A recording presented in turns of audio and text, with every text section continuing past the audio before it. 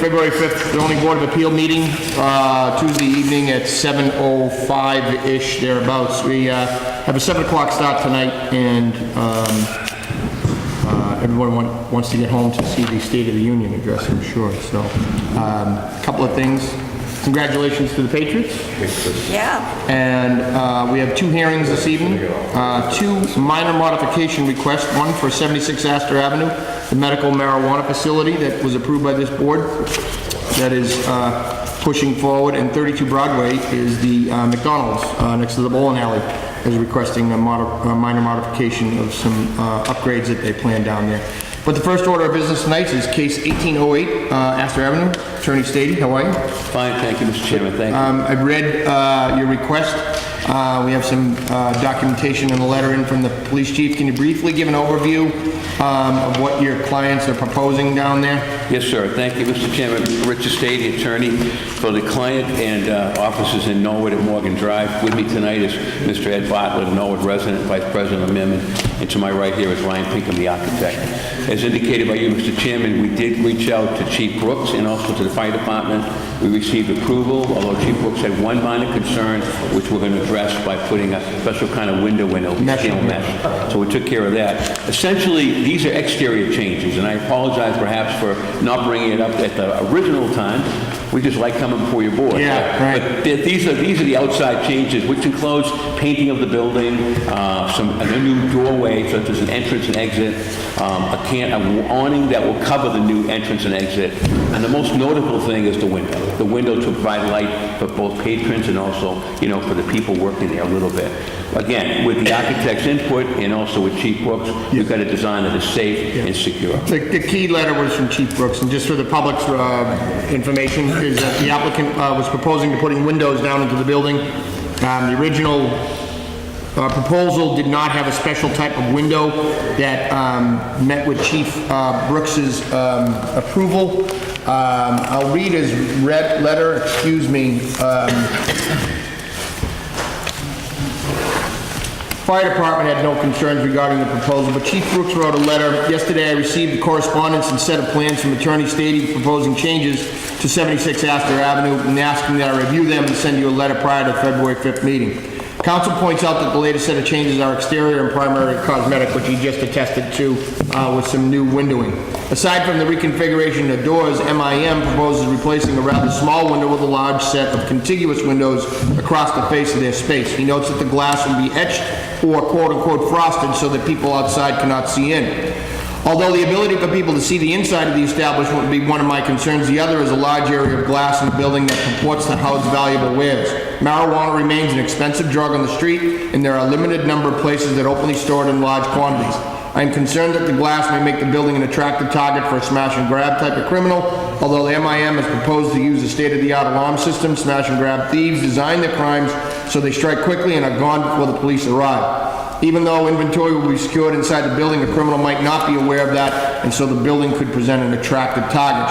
Should the ZBA approve MIM's proposed changes, I recommend that a rolling grate or some other type of protective glass be required. Otherwise, the modifications present no significant concern.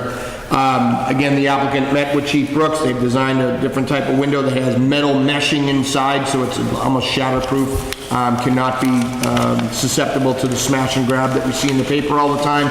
And Chief Brooks has followed up a letter with his ultimate approval, as did Chief George Maurice. So, that being said, anything from the board for the applicants down there? Mr. Brady, Mr. Perry, Mr. Riley, Mrs. Kinder, chime in. No, I reviewed the proposal, and there's no increase in occupancy, parking, or anything else. It's basically a cosmetic issue, and I'm not sure that there'd be any reason not to approve it. Looks harmless. I agree. Mrs. Kinder, harmless. I agree Mr. along Brady? with that. Yep. We need a vote on this? I would say, So I'll entertain a motion to approve the change of glass in the front. You want that as the plan of record, council? Yes, sir. So moved. So moved by Mr. Riley, seconded by Mr. Perry. All those in favor? Opposed? 5-0. Thank Congratulations. you. Mr. Chairman, members of the board, and I promise I won't be back this month. Yeah. When are you gonna break ground? I mean, is it, Mr. Bartlett, is it soon, or? Hopefully, we'll be submitting plans within the next couple weeks, right? So, Yeah, and then, It says out there. I mean, yeah, so we should be, by March, having construction. And Best of luck to you. Lemons Place will be, in May will be done, so that's our goal. go up quick. Yep. Yeah. Best of luck. Thank you very much. Okay, Thank good you. evening. Impressed with your presentation. Yeah, Yes. there you go.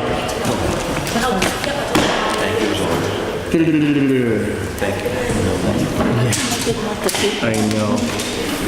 This is a bird of a different feather here. Mr. McDonald is coming in here. They're afraid to let the Bowler Engineering is next? engineer. You gotta wait 3 minutes, okay? So you can set up, all right? Just for the public notice. Oh, there wasn't, yeah, this isn't a, That actually raises an issue, Mr. Chairman, no public notice. It frankly strikes me that this amounts to a little more than a minor modification. And I'm wondering whether we should require that this have a full-scale hearing with notice and the other things, so that people in the area would have an opportunity to express their views one way or the other. I note that the applicant is looking for any number of things. I noticed that it says here that the improvements will include, but are not limited to, which suggests to me that there may be even other things that we don't know about.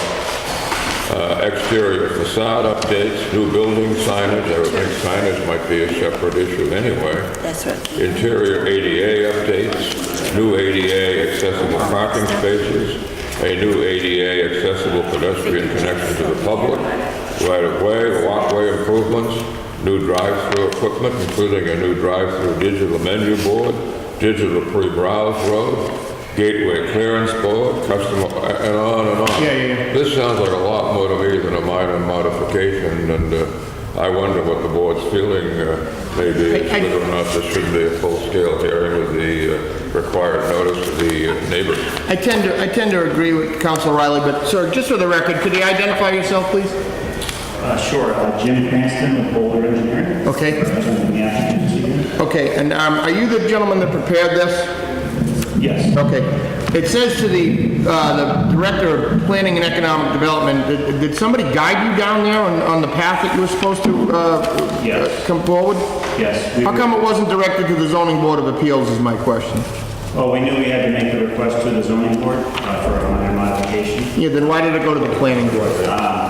That could have been a clerical error, but luckily you guys got everything. Yeah, no, I'm curious on how you were directed to the Planning Department. That's the question I was going to That was the office we were dealing with when we were coordinating this. I'm sorry? That was the office we were dealing with when we were talking about the process. And we were.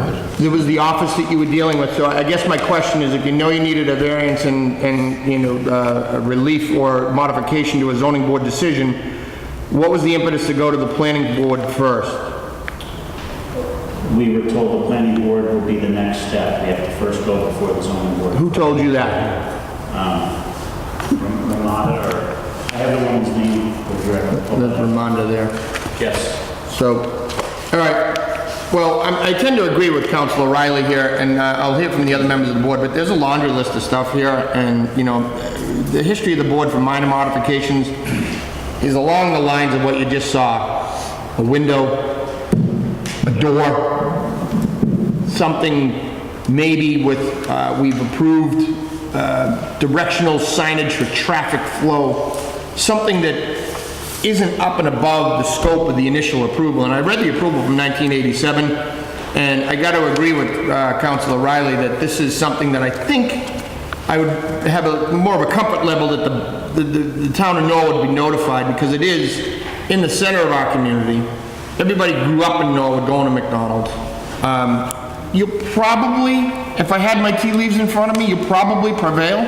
I don't think it's anything extraordinary that you're asking for, but again, there's a lot that you're asking for. And I think I'd have a comfort level just going through the public notice, you know, notifying the abutters, letting everybody know about it, and then, So that was what we were told, when we first reached out to the town in November, that's what we were told the process would be. Things evolved, they then understood the whole scope, and then we were told, no, don't submit an application, just submit a request to modify. who told you that? Let me pull out. Yeah, please, yeah.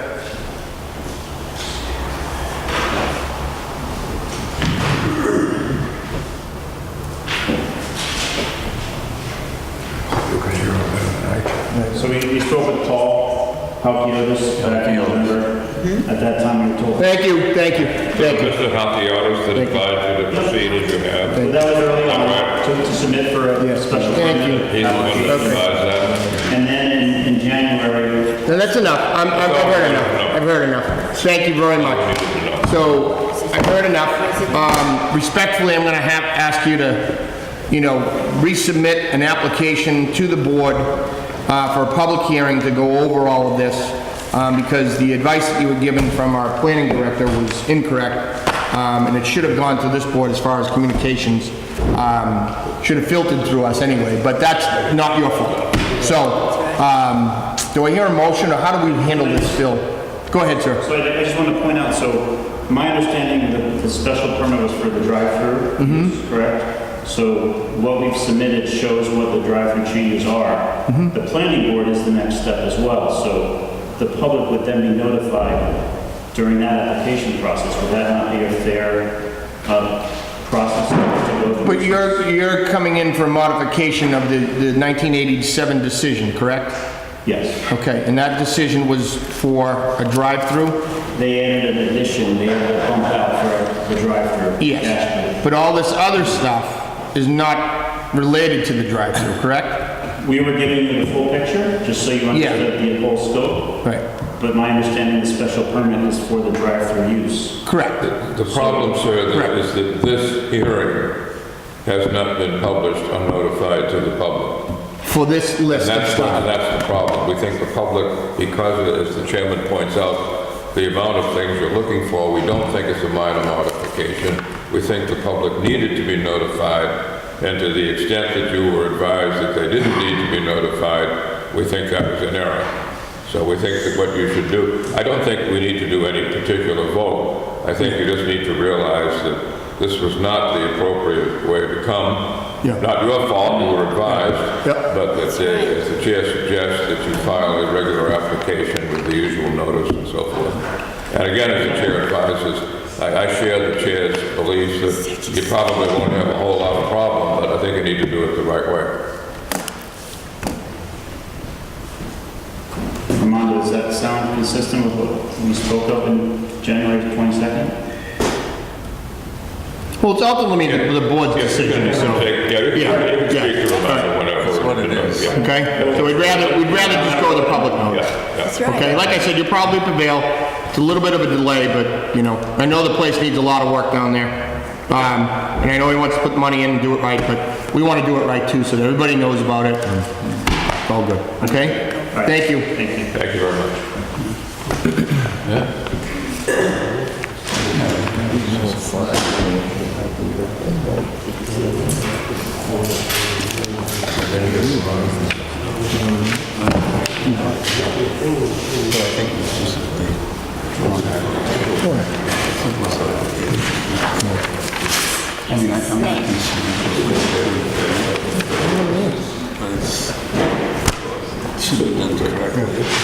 Absolutely.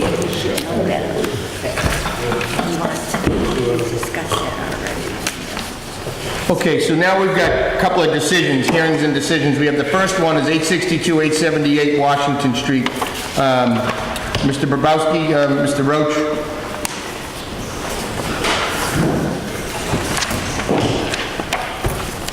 Correct me if I'm wrong, is this hearing closed?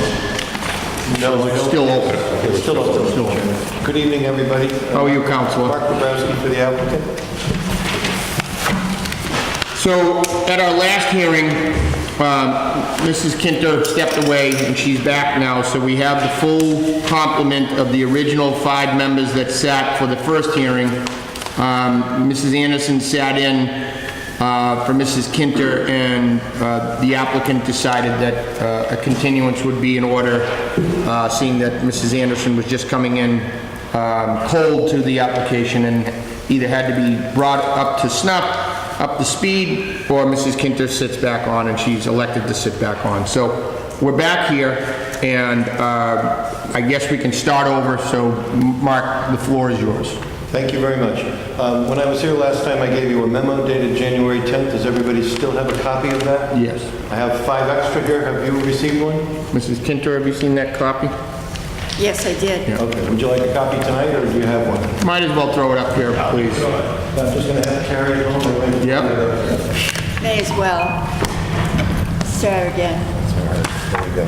And if there's any other ones, Yeah. Right. We have it. Yep. Got it. So pass it up. So you'll recall that at our meeting in December on the 4th, we had a very productive evening. I thought we went through the intricacies of non-conforming uses and structures, and we had a back and forth with Mr. Riley.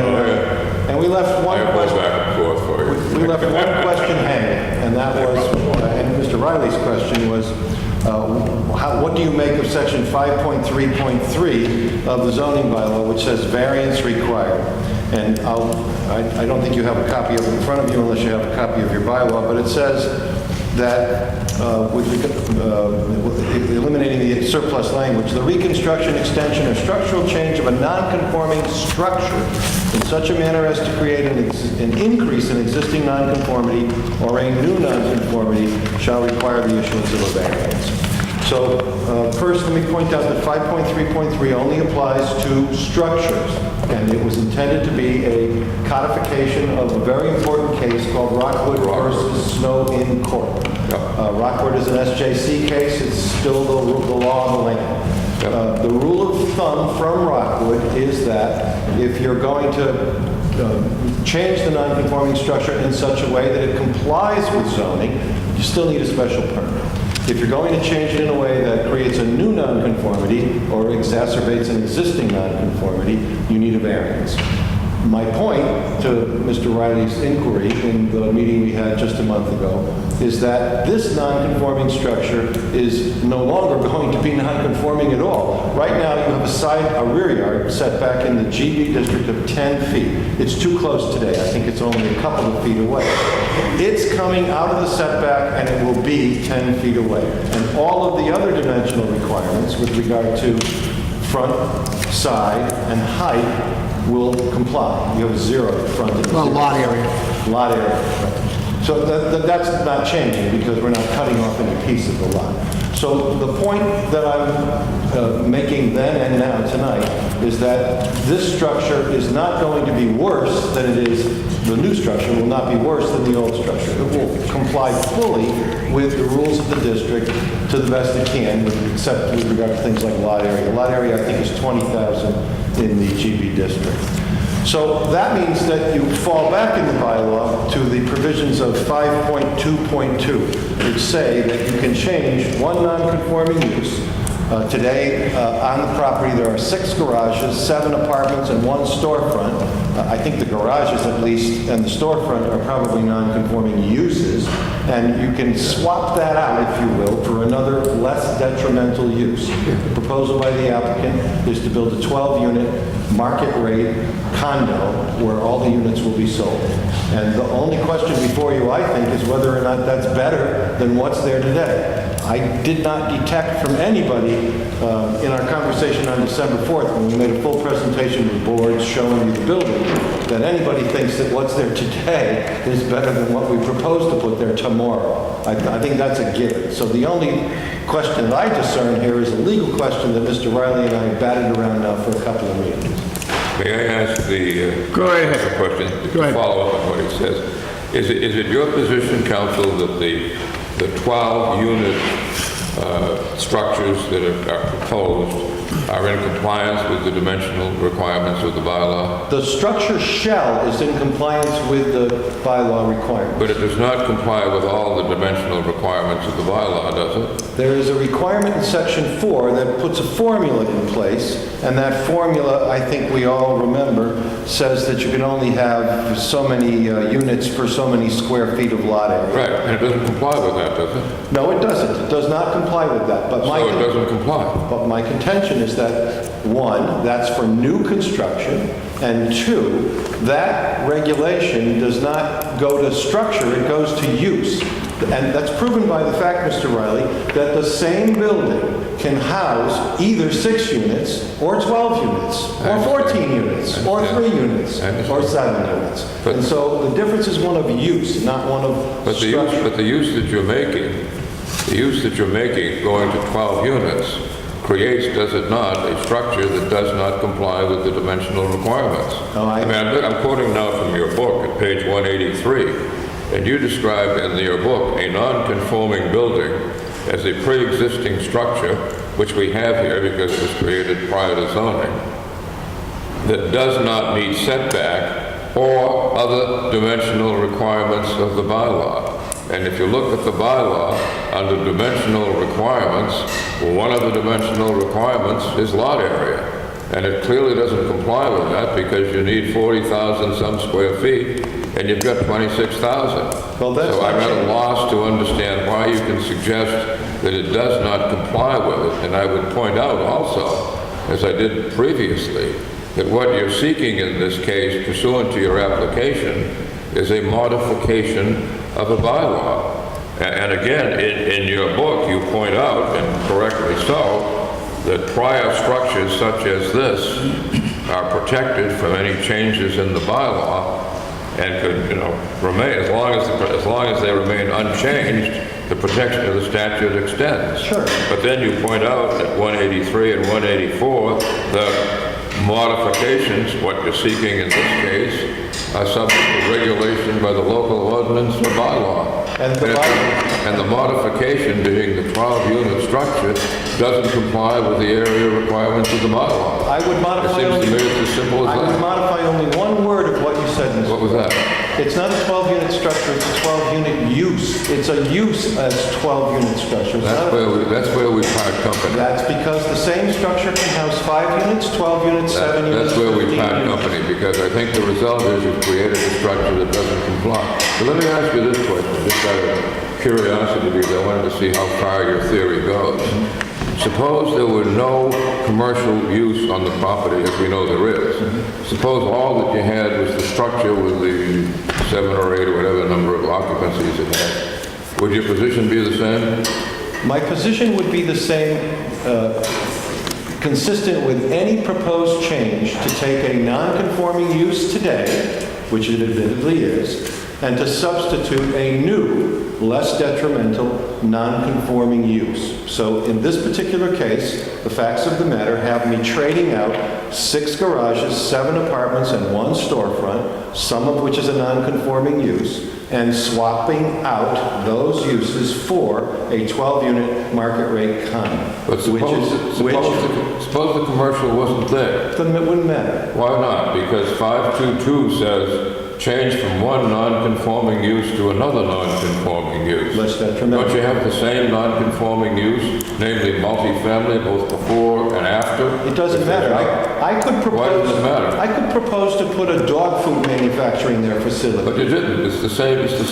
Multifamily before and multifamily after. It's not the same. Why is that a change? Well, some of those uses are going away. Garages and storefronts are not multifamily. So I'm changing those non-conforming uses for a multifamily building.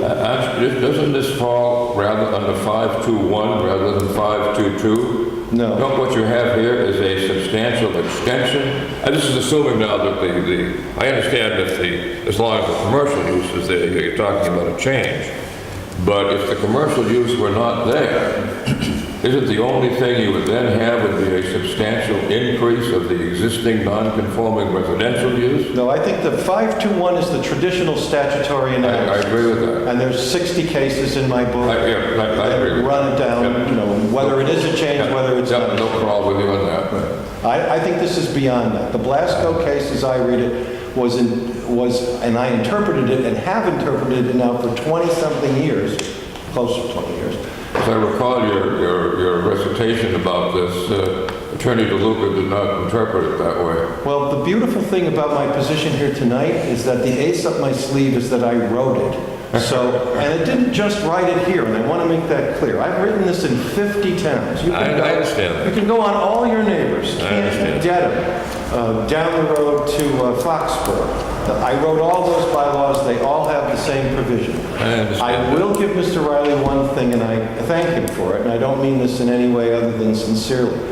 I'm writing the bylaws right now. What is that discussion? In Hudson and in Bridgewater. Yeah. And every time I do this, as I did here with Steve and with his planning board, I say, do you want to do this? Because you don't have to do this. This is what it means to me, and this is what you're going to use as a tool going forward to rebuild and replace your bad and non-conforming uses. And they say yes. So now, as a result of the conversations we've had here, and I learned from my lack of clarity, in Bridgewater and in Hudson, I'm making it abundantly clear, beyond the shadow of a doubt, that there's no conversation to be had here about a variance. And for that, I'm grateful. I learned another lesson in Marion last year on a similar provision in the nonconformities having to do with volume or area. When I wrote it, I thought they were the same thing, and then I witnessed a fight in which volume is cubic feet and area is square feet. So fool me once, fool me twice. I don't make the mistake twice. I fix it. But here I can assure you that my intent was to say, in these cases, if you've got a non-conforming use and some better idea, which is also a non-conforming use, and you think that that can replace it with no detriment to the neighborhood, go for it.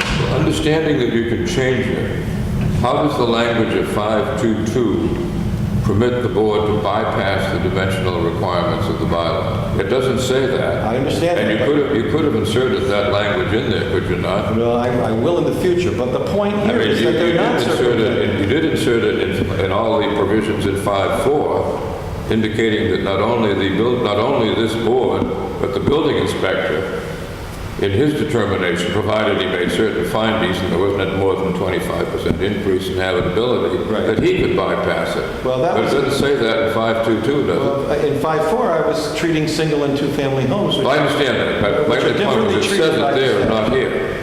And I didn't think we'd have this discussion, and that's probably the reason I didn't put it in there.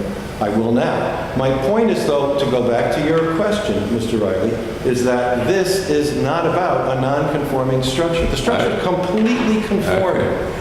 I'm afraid that's an area that you and I are never going to agree on, particularly in view of what you applied for. And I think that One other thing. owns the issue. One other thing, out of curiosity, it strikes me that the language in 522, talking about the character of the district, sounds like use variance language. Was that your intent? It's my intent to I say it sounds like use variance language. Was that your intent? It's my intent to use 522 to bypass a use variance in these difficult situations where you've got a piece of junk on the ground today and you want to get something better in there and you know a variance isn't going to work. All right. That's my intent. That's always I know it's your intent. I think my problem with it, I realize it's your intent. My problem with it is I'm not persuaded that the language reflects that intent.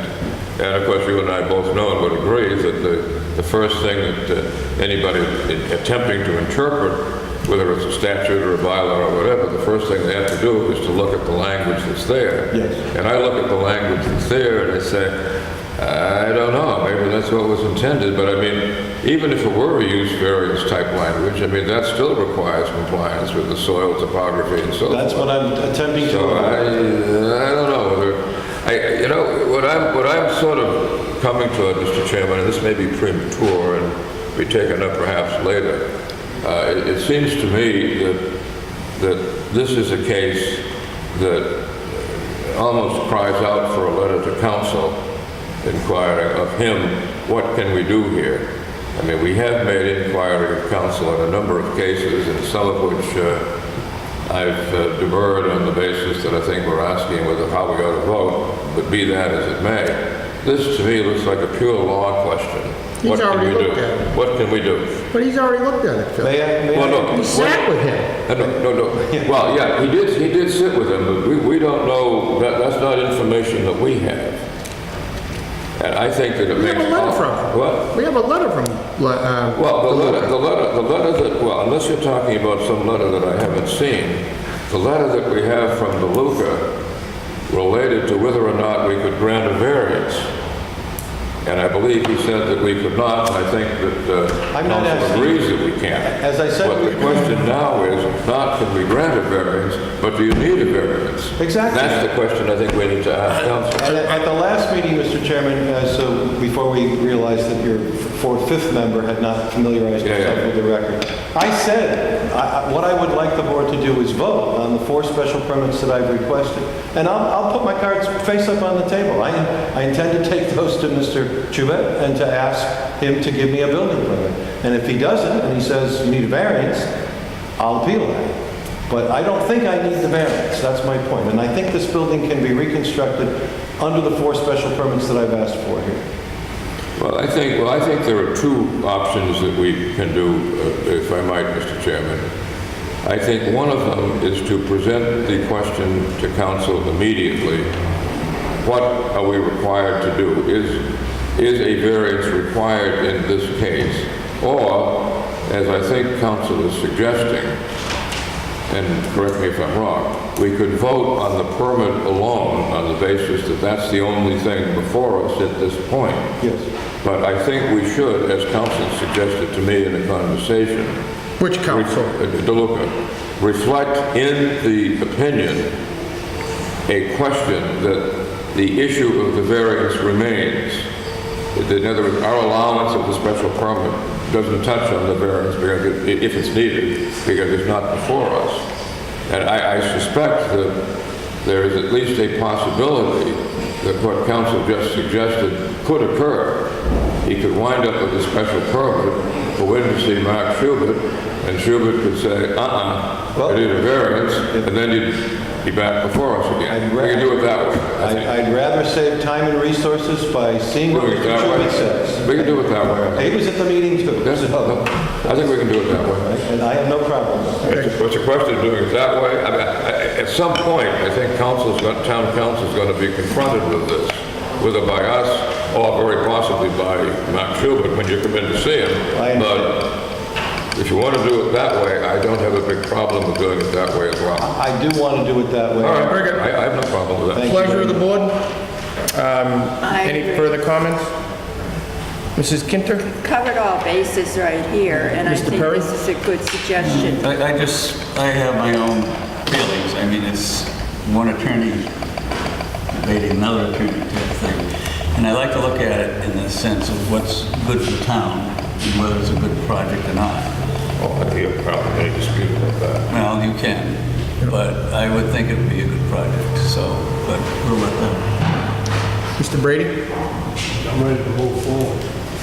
What is the pleasure of the board? We're going to close the hearing? I'll make a motion to close the hearing. Can we close it? No, I'm just kidding. I'm just I kidding. can- Oh, no. Oh, yeah. Yeah. Mr. Brady's made a motion to close it. Do I hear a second?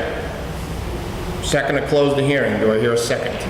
Second. Seconded by Mr. Perry. All those in favor? Opposed? 5-0. Now on the application put forward by the applicant. I would move, Mr. Chairman, that we allow the application, but that the opinion that we craft does make mention of the fact that there is a at least potential issue with respect to a variance on which the board does not make a decision at this time on the grounds that it's not before us. I would prefer to leave this in the hands of Mr. Chubet. If he thinks it's a potential issue, you'll know soon enough. Rather than show your hand, you're an adjudicative board that I don't know should take positions until there's a hearing in front of you.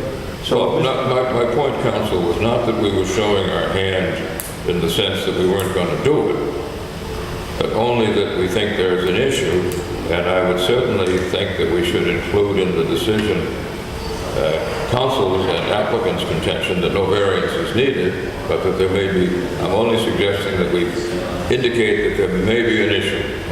And I think that's something that we ought to do. I'd rather a clean vote, but I'll leave it up to the board.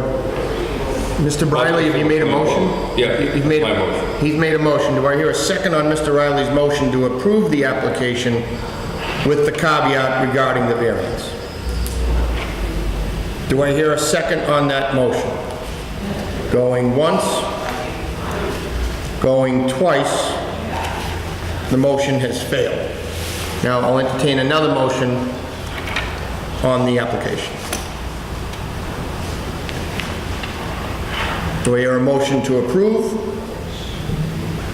I'll make the motion to approve it as is. Leave it up to, going forward, leave it up to the building inspector. Motion made by Mr. Brady to approve the application as is, and the verbiage that Mr. Riley had suggested be left out. Do I hear all those in favor of Mr. Brady, or do I hear a second on Mr. Brady's motion? No second. Seconded by Mr. Perry. Do I hear all those in favor on the motion, say aye? Aye. Aye. Aye. And all those who no. That's a 4-1. I don't like to vote no, but I think it's important that I favor the actual permit, but I think it should have the language in the opinion. Understood. To the extent that that's not included, I will reluctantly vote no. Understood. 4-1, Mr. Bobrowski. Just for the board's clarification here and for your able assistant, Amanda, these special permits that I requested are 522, 531, 532, and 573. They're in the application form, but we haven't talked about that in a while. I just wanted to leave that on the record. And I thank the board, and Mr. Riley, I have nothing but the greatest appreciation for your devotion to land use law. It's always fun to be here and to... It's always nice to have an interesting discussion. Thank you. Very good. Thank you, Mr. Roach. Mr. Bobrowski, thank you, and wish you the best of luck. Thank you. Thank you very much. Thank you.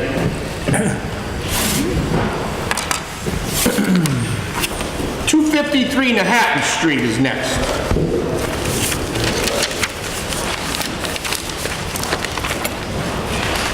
This is still open.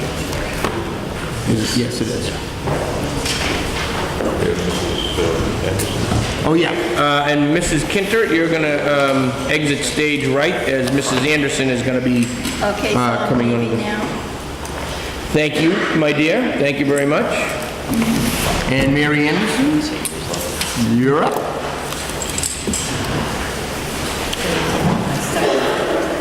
These okay here?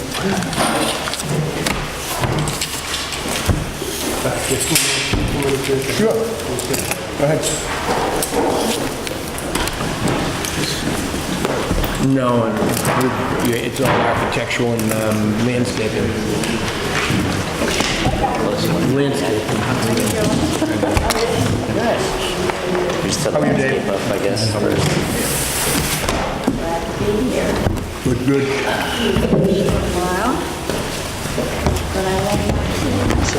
Thank you. 2 weeks? Yeah, open my thing. That would be fantastic. You still watch after that? We're not going to do that right now. Yeah. How much would you like to bet? Thank you. I think you may. I'll get you a coffee at Dunkin' Donuts. All right. Yeah. We have a copy of I say she doesn't give the permit. Mr. O'Donnell, we're gonna need 5 minutes, okay? We'll do a quick recess as Mr. Brady stepped away. Bye, Mrs. Kinta.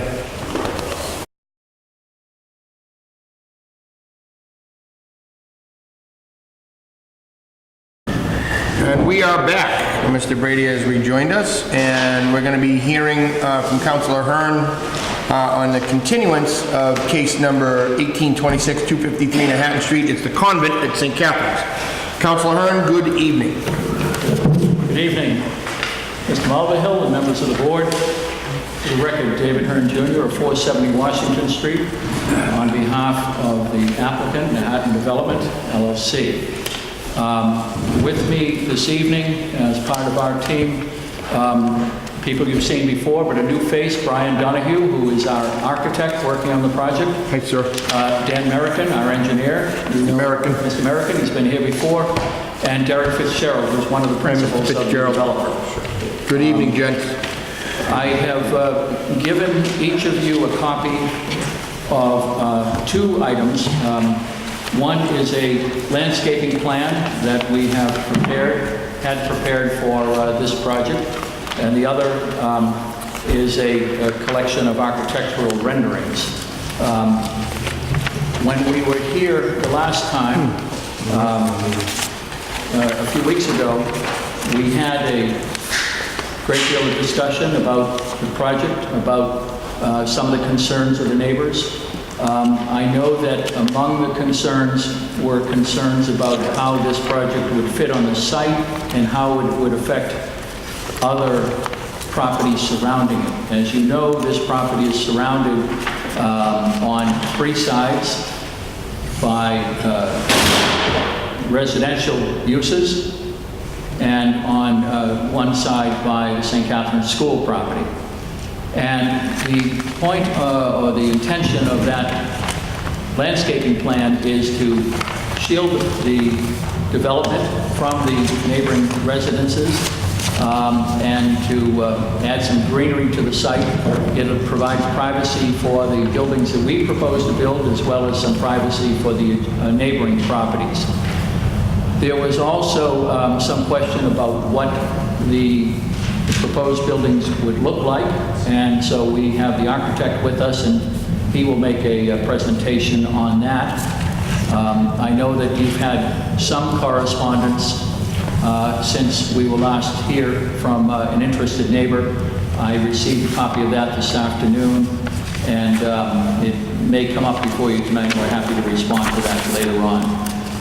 I wonder if I might ask, Mr. Chairman, with your permission, Mr. American, to come up and give us an overview on the landscaping. But as he's getting ready to do that, Mr. Chairman, are there any particular questions that you or any members of the board have that you want us to answer at the outset? No, I was looking for the buffering, although I did see on that, and it's probably just an early version. The fire road that leads down on the side of the school, there's a huge oak tree. I don't know, is that, I mean, it's not stopping the, this is on the rendering, not that plan. But you see this, Mr. American, on this plan here? Yes. It's just, it's right in the roadway there. That's where the fire road goes. So Right. is that like a artist error? I'm not sure. Is Yeah. that, I'm sorry?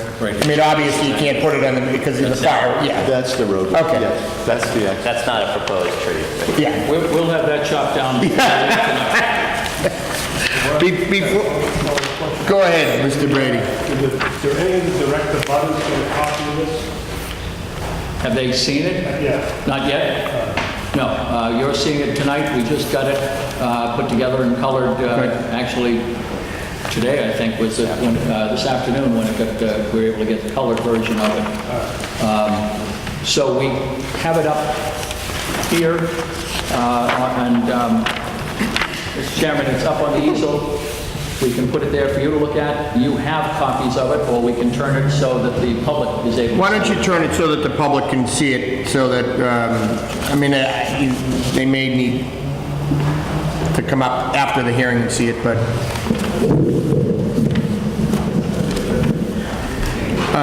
Just by way of the record, though, David, before we get into the hearing, Mr. Hayes, I'm in receipt of both of your letters. Mr. Hayes?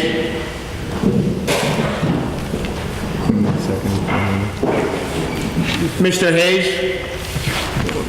I'm in receipt of both of your letters, okay? I just want to let you know that I'm going to be reading those into the record. It's run off Friday, and Right. the second one is with some further fixing over the weekend. Okay, that's fine, but I'm in receipt, and I'll read those both into the record, or I'll touch on them after the hearing. I'm sorry, I'm never going to hear you. Let me come forward. Okay.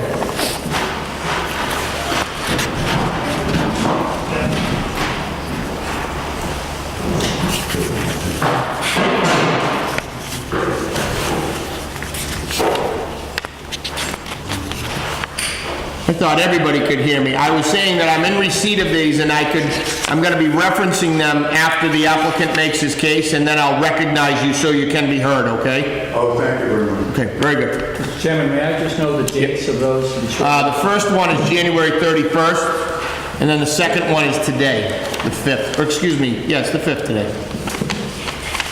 I have not seen the January 31st letter. Okay, you want to take these, Dave? His book, you haven't seen, you seen today's? I have. Yeah. Thank you. Yeah. Yeah, I've seen it. All right, Mr. American, go right ahead. And then board members, please, when he's making the presentation, if you have to add something or ask away, it's an open table, so fire away. Go ahead, sir. Thank you, Mr. Chairman. Dan Merriman with Latest Engineering. I'm just going to go over this quickly. There's a lot of detail here. If you have any specific questions. As we mentioned at the last meeting, it's not reflected on this plan, but it will be reflected on our next site plan. We're going to have basically a 6-foot privacy fence around the development along the side of the right-of-way here, along the back, and along the school property. In addition to that, our landscape architect has prepared a planting scheme focused primarily on the perimeter. We are going to have additional plantings inside, foundation plantings, but we focused on the perimeter, which is the issue that most affects the butters. And we have a mixture of deciduous shrubs, deciduous trees, and evergreen trees, all on the perimeter proposed. You can read in the key, we have red maples, river birch, dogwood, ginkgo, sweet gum, flowering pear, pin oaks for deciduous trees. We have arborvitaes, we have blue spruce, we have Norway spruce for evergreens, and they're in different areas. So these are, right here, these are all evergreen trees. These are evergreen trees to screen us.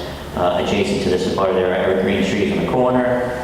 This is a deciduous tree here, and these are deciduous trees in this area. We have a lot of shrubs along the school property. We are going to have a 6-foot screening fence there, so those are basically kind of on the inside of the fence. Along the back, we have a mixture of evergreen trees and deciduous trees all the way along the perimeter areas. So if you have any specific questions about that, I'm happy to do that. If you want me to go through what all the trees are. Is there any fencing? We are going to have fencing. It's not on this plan. We are going to have fencing from this corner. We have a ledge outcrop here, so there's really no need for fencing there. Right. And the ledge outcrop kind of guides off where this tree is. Right. So we'll start there with fencing, come up here, run along the back line, and then run all the way down the school property to the front corner with fencing. 6-foot screening fencing. Vinyl or stockade? We haven't really decided that. It would be one of the two. We're thinking vinyl, just for durability. Anything from the board? I have one question. Mr. Riley? Is the landscaping shown along the railroad rear of the lot new, or are those existing trees that you're leaving there? Those are all new trees proposed. All new trees? Yes. Just out of curiosity, it's not terribly important, but why would you take down the existing trees and put in new ones? Well, the existing trees in through here, we may be able to save some right along the edge of the property, but they're going to be tall with high canopy. They're going to be what? They're going to be tall with high canopy, so they're not going to do a tremendous amount for screening down low. So that's where we bring in some of the new deciduous. This particular property owner here at 252 has asked that some of those existing deciduous trees be removed because they're damaging her retaining wall. Okay. So in through there, we're going to be planting new deciduous trees further back, away from that retaining wall, and then add some shrubs in there. And then off on this corner here, behind 256, 258, we have evergreen trees, and by 246, also evergreen trees, basically for screening, lower level screening. How high will the trees be? They'll go in at 6 to 8 feet, and they grow, a foot a year or so. Now, there was some objection that I recall from the preceding hearing from various people living along Railroad Avenue, that they were going to be basically looking at 30-foot structures. Would the existing trees provide any shielding from that particular view? No, the existing trees are all, 40, 50 feet tall. So they would provide some screening from that particular view? No, I think the canopy would be too high for the existing trees. I thought you said that the structures were to be 30 feet high. Yeah, to the Well, roof. if the trees are 40 or 50 feet high, don't they provide some screening? Well, that canopy's up high. The canopy's up very high on the tree. There's not a lot of low deciduous Oh, you're screening saying out that there aren't many, when you're talking about canopy, you're talking about there aren't many leaves. Talking about upper canopy. The leaves are all the way up high? Yes, Oh, and okay. if, where we can save trees, All right. where we can save trees along the lot line, And where the neighbors want us to, we will absolutely save those trees. Oh, yeah. Can you put some bigger trees in? So this particular neighbor here on this property has asked those trees be removed, and we are going to plant new trees in their stead. Can you put any bigger trees in to help with the screening, rather than just 6 or 8 feet? That's something that we could talk about. I mean, the spec is a 7 to 8 foot installation height, which is a pretty good size evergreen tree. The spec height for the deciduous trees vary, but they usually go in the territory of 12 to 15 feet tall. Anything further? Mrs. Anderson, Mr. No, Perry? that was going to be my question about the tree. It's something like an arborvitae or something like that that grows quickly and tall. They do, they grow quickly. You know, Right. we have a lot of arborvitaes in the plant because they do grow quickly. And so that will negate the problem of the people that are going to be looking at the 30-foot wall, right? Yes. Yeah, we have those, you know, these are all positioned here. Basically, these deciduous trees are positioned between this unit and this house here. And these deciduous trees here are positioned between, you know, these units and this house with the specific intention of screening that view. Right. And so and arborvitaes, I know, grow close together so that Yeah. there won't be anything in between. No, the arborvitaes will be spaced at probably 8 or 10 feet apart. To But allow- they to get a nice End up dense coming hedge. close, yeah. Yeah, it basically creates a hedge. It does. Right, okay. Thank you, Mrs. Anderson. Mr. Perry? No, actually, I'm kind of pleased with the looks and what's going to supposedly be developed. I still have a problem with parking. And Manhattan Street is a disaster in the morning. And I'm not sure if there's anything you can do about it as far as the traffic, but it's always back. I avoid it. I've lived in the town forever. David, I know you have an answer. I realize as soon as I get the microphone, Dan, take that out. I'll take the... Don't give it to him. Unplug it. Yeah, pull the plug. See how popular you are. Mr. Perry, just so I understand, are you concerned about parking within the development? Because we exceed the parking I requirements that understand that. are within the development. I'm just concerned about the number of units, only because that Manhattan Street is jammed in the morning. You're more concerned with the traffic out on the street, whether we're going to generate traffic. That's correct. Will cause problems. And I understand that, and I go that way off in the morning also. And the light changes and no one goes through because you can't. I think that is an issue that will, in many respects, take care of itself for a couple of reasons. One is, depending upon what type of virus we get, if it's people who are older, maybe retired, looking to downsize, they're not necessarily going out right when school is starting and when the traffic is heavy. But you don't know who's going to buy. We don't. If it's people who take the train into Boston, and I think we heard at the last hearing from a couple of folks who are interested in this type of project, of selling a house elsewhere in town, moving this because they can walk to the train, those folks are not going to be taking their cars. It would be crazy to take their cars over to the train station. They could walk faster. The other thing that I think would take care of itself, and I've discussed this with the town planner too about traffic studies, and his comment was, this is not that large a project that would normally require a traffic study. In first blush, he doesn't see a need for that. But the other thing is that people are having difficulty getting out, they'll do what a lot of people do. They'll head up Manhattan Street and go around the block a different way, or go up to Prospect to go out to 1A. I know half of my family always goes Prospect Street just to avoid downtown. Or they cut over at School Street to Railroad Ave and go through that traffic light, which is often less busy. So in that respect, I think it may take care of itself. Well, I know what you can do. I mean, I was born in Norwood Hospital, so I'm still here. But I just think that, I mean, that's one of my concerns. As far as the looks of the structures, they look fine, you know, that type of thing. And I'm concerned about buffers. Right. And I think you've kind of addressed that somewhat. We're trying to address Yeah. that. It's a 10-foot buffer required. We think we're at least that, if not exceeding it, in many spots here in terms of the space we've allowed, as well as the greenery that we're adding here. One of the things on the greenery, it's sort of tongue-in-cheek. I'm so sick of arborvitae. And I think people learn that word and they like to sound like I'm a botanist because I can say arborvitae. I'd rather a spruce or something else. I'm just saying, we need to do something. That's my concern. Well, we have a mixture of Norway spruce, blue spruce, and several different varieties of arborvitae. So there is a mixture. It's not a monoculture here. It's a variety of evergreen trees. The arborvitae just happen to grow the fastest. And I'm just, for 40 years on the board, all I hear is we're going to put arborvitae in, But this project will also require site plan approval from the planning board, and I think you may be familiar with the thinking of at least one, if not more, of the members of the planning board about landscaping. So we know that there will be further discussion on this. Well, I'm So sure. we wanted to give you what our landscape architect was recommending in terms of providing screening, providing buffer, providing privacy in a reasonable way. So that's, and we'll Like I certainly said, take into account your... I'm in favor of the project, but I think it might need some, my other concern, of course, is traffic, because you can't go down Manhattan Street in the morning. It's just stopped. Right. And you're going to be now dumping onto that.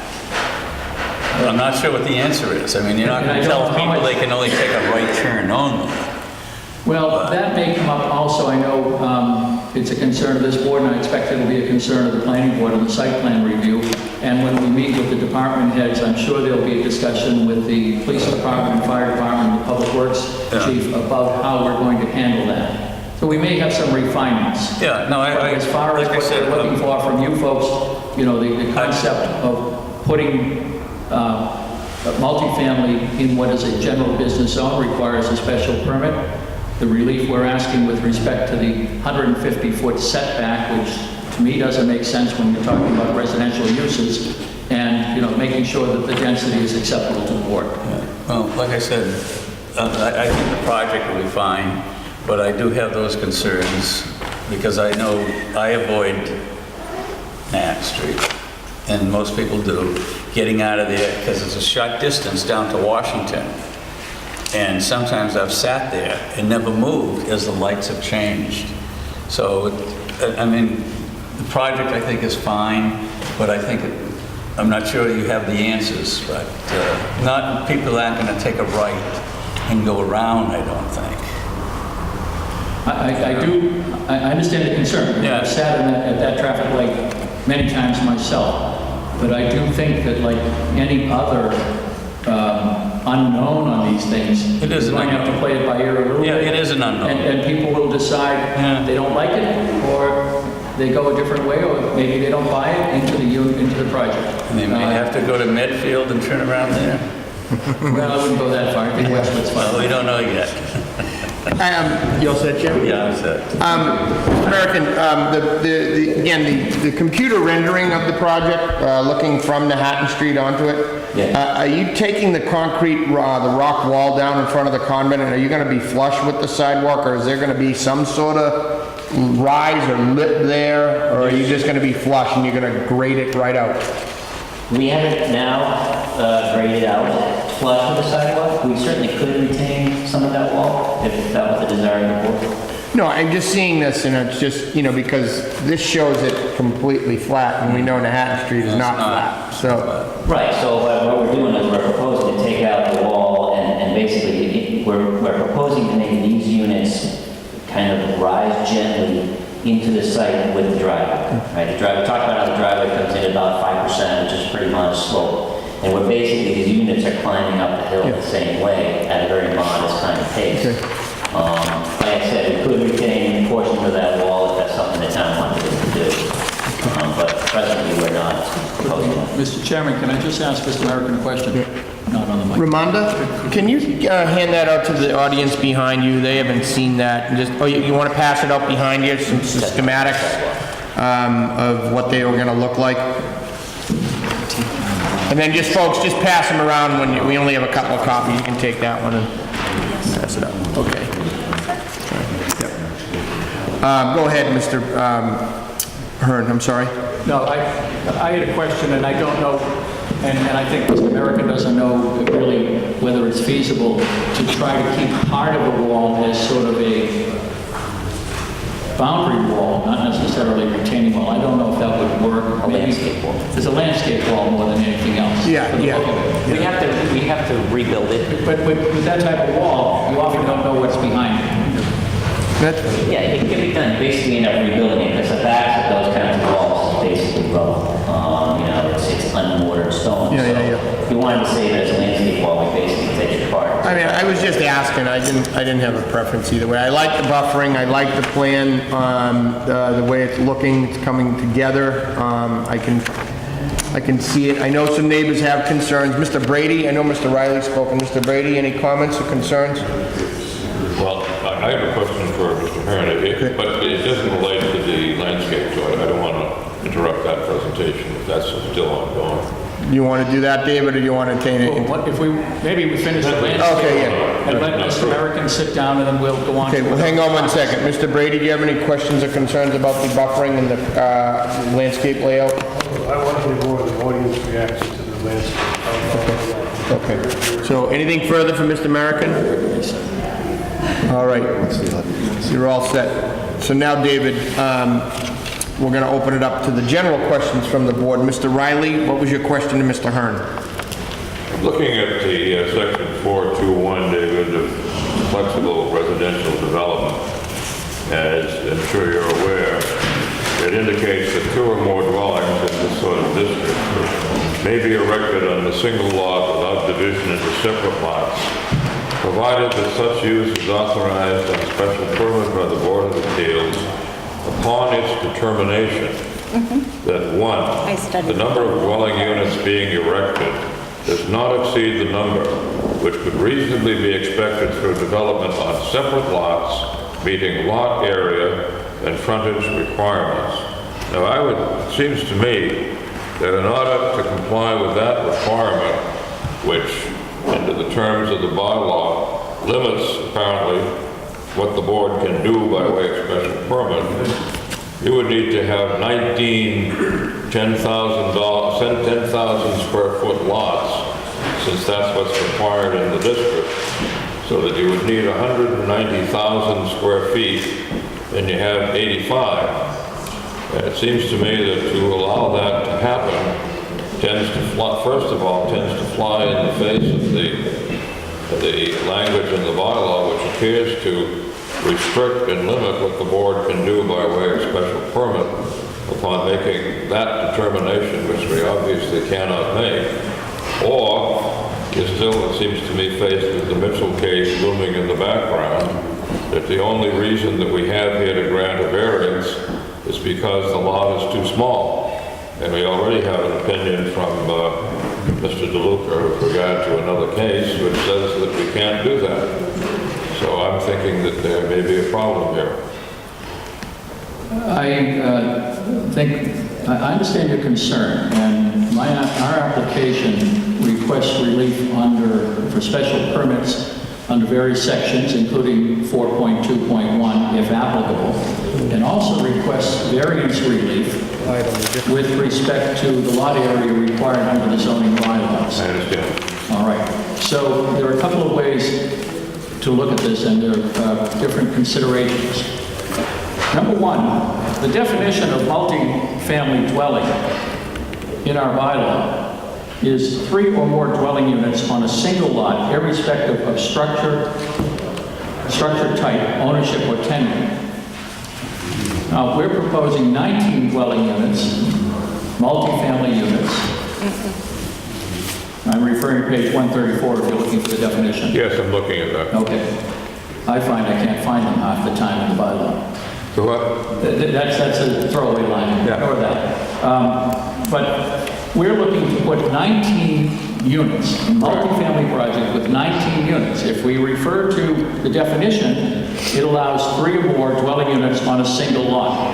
Now, if you have 3 or more dwelling units on a single lot, the requirement in that district, general business district, is 10,000 square feet plus 3,500 square feet per dwelling unit after the first. not 10,000 square feet times 19.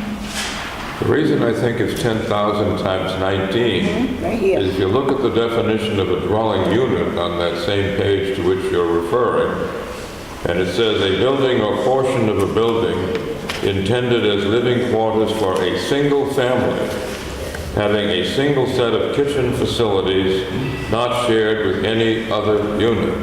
It seems to me that under that definition, each of the 19 units that you propose is clearly a dwelling. And I think that means that you've got to comply with the 19 separate lots with 19 dwellings. I think I don't that- see how you get away from that. I think that... I don't think you can group them together, as it sounds like you're trying to do. I thought of that when I looked at it, but you kind of group them together as 3 here and 2 there and so forth, and it came out to like 8 units, and I thought, oh, maybe. But then when you look at the definition of a dwelling unit, I think it applies to each one of those structures, and there's 19 of them. I don't see how you get around that. Well, I would refer you to the project that you approved not that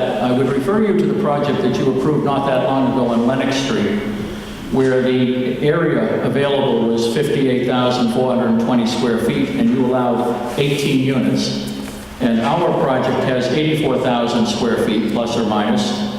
Our project has 36% greater area than the Marini project at Lenox Street. And that also has more than one building put on a particular lot. It has more than one building. It's townhouse style, same as this is. I think that in the context of the type of project that we're doing here, the focus need not be exclusively on the size of the lot. We're looking for relief because we have a difficult lot to work with. Difficult conditions relating to soil conditions, topography, existing structures. That's what variances, the variance statute refers to. We have an old building that cannot reasonably be renovated and must be removed. That affects the cost of the project. We have ledge on the property that requires extra work. That adds to the cost of the project, and that is a soil condition. We have slope on the property. That is a topographical condition. Those all combine to make this a difficult project to work with, and the only way to do it is to allow the relief that we're asking for under the variance section of our application to allow us then to go forward and to build the units that we propose. Now, you've already done flexible residential development in this town when you allowed the Pleasant Ridge condominium a number of years ago. Those are 2 units per building. I think 6 or more buildings set on the lot. There is a precedent for more than 1 unit on the particular, more than 1 unit in each separate building. We're proposing 2 units or 3 units in each of the buildings. If we were to put this 19 units in the, on a single building, an apartment house, You we'd could be do able to it. fit it. Yeah. You could do it in an apartment house. You could, but you Because want you'd have 10,000 for the first, 3,500 for thereafter. the others. But I don't think that's what you have when you're working with the flexible residential development. I don't think that the language of the bylaw could have been any clearer. It says as long as it does not exceed the number to be expected through development of separate lots that complied with the frontage. What did Marini That go into? development would be 19. What did Marini apply under? I don't recall. I don't think, Ramonda, can you make a note on that? Let's look that up. I may have that decision if I do a little digging while somebody else is talking. And we might come back to that, Mr. Chairman. Okay, yeah. I have that decision. And then, obviously Pleasant Ridge was a huge parcel of land, wasn't it? Is it bigger, the old Kelly estate, was it a bigger parcel of land than the convent? Well, part of that was carved off of other lots to make that. We had the Talbot House next to it. Mr. Musto carved that lot out to build those condominiums. Yeah, how big was the Kept- total lot? Kept though? the other house. It had to be divided. If you recall, the board authorized some divisions there. I understand Mr. Riley's concern But I don't agree, and I don't think that the flexible residential development requires that they be single-family dwelling area, lot area requirements, because this is only allowed in the type of district that allows multifamily. I'm curious to see what we did, you made a valid point, I'm curious to see what we did with John Marini in the Concanon property, because that lends itself to be a nice example if, if it's under the flexible residential development. That's the problem, I think, Mr. Chairman. I mean, this case, whatever that came under, this case clearly comes under that section because it's right in the application. And the application refers obviously to this section, and the section couldn't be more clear. I guess my question is, if we granted it for one, Well, we need to do is we need to look at what we have in front of us. If we in fact made a mistake in that case, that doesn't mean we should make another mistake. I think we need to look at what we have before us in this case, and it seems to me that it's very clear that there's a problem. I mean, maybe we can ask counsel, what do you think? go ahead, Dave. I don't think you made a mistake on that one, and I don't think you'd be making a mistake on this one. If the bylaw says that a dwelling, a multifamily unit is 3 or more units, a multifamily dwelling is 3 or more, we're proposing 19, irrespective, and the definition says, irrespective of structure type, ownership, or tenure. So we're proposing not 19 units in one building. Our structure type is 19 units in a collection of separate buildings on the lot. And in the general business district, you may have more than one building on a lot, unlike, say, in a single-family residential or even general residential, you can only have one building, one principal building on the lot. So I think it's different on that. I'll come back to the Marini decision, which I do have. So just to touch on something, as Phil said, you could put 19 in one building then. Yes. Oh, an apartment building, yeah. We could, but I don't think you'd want to. You don't want to, or we don't want to? We don't think it's a good project. No, I don't either. I don't either. I'm just going on what you could do. But we're asking for relief, and that's why I put in there, if applicable, lot area relief with respect to the lot area requirements to allow this type of project to be developed. Because this is a good use of the land as opposed to a business use, which we have the right to put in there without even coming to the board. We could put all kinds of businesses in there. So we want to make it residential. In order to do that, and in order to deal with the topographical conditions, the ledge, the slope of the land, and the requirements of taking down an older building with all the surprises that we may come up with there in terms of materials and environmental concerns, we need the relief with respect to that particular project. You have the Marini in front of you, the Marini decision? Special permit under section 3.0 of the zoning bylaw to allow alignment 18 multifamily dwellings in a general business district. A 2-family dwelling will be located in the G section of the parcel pursuant to section 2.4.1 split lots. A variance under the general laws of the Commonwealth to allow interalignment 1 6 units more than permitted. I think I'm reading that right. Under section 4.1.2 and 2 point. A front yard setback closer to a residential boundary. Doesn't say anything about the flexible residential development, though. 4.2 is flexible residential. Oh, it is, yeah, it is, so. My point, Mr. Chairman, is you authorize that, and we have 36% more land to work with. It's less crowded,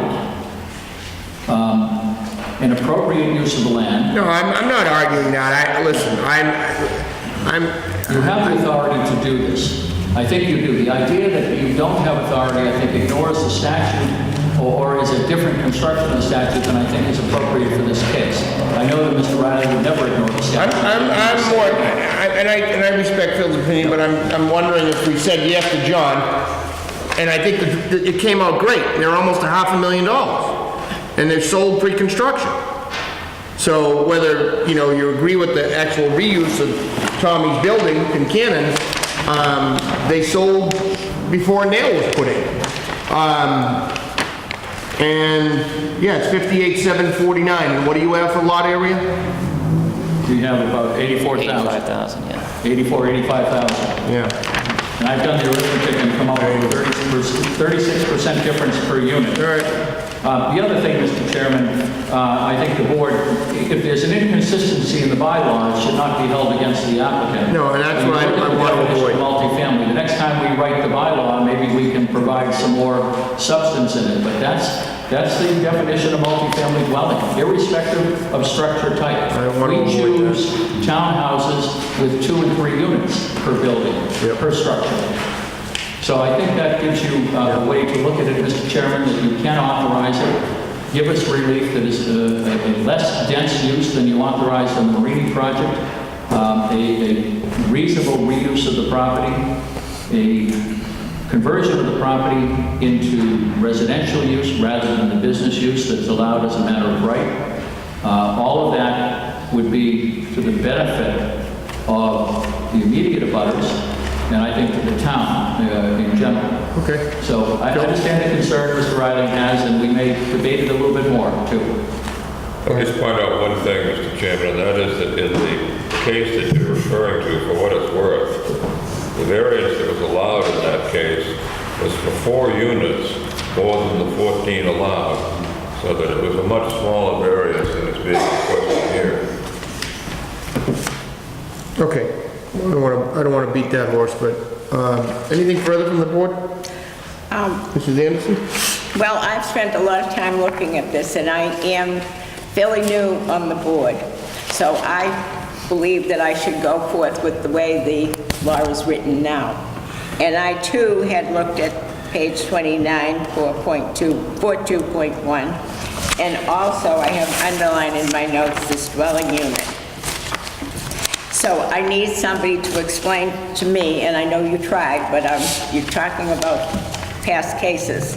I wasn't here for past cases, and I really want to go with the way it is now. And interestingly enough, I love the idea of a condominium, but I also think before this goes any further, it should be according to the rules and regulations of the book. And I think town meeting probably needs to change some of these regulations Well, to make it more clear. But to I'm the me, last person to comment on what town meeting needs to do, because my job prevents me from saying what town meeting needs to do. I understand that. I But, understand your position in town meeting. I'm saying this as a citizen of Norwood, not expecting you to do that. I agree with you that there's a lot that we could update in the bylaws. And I think this is an example right here.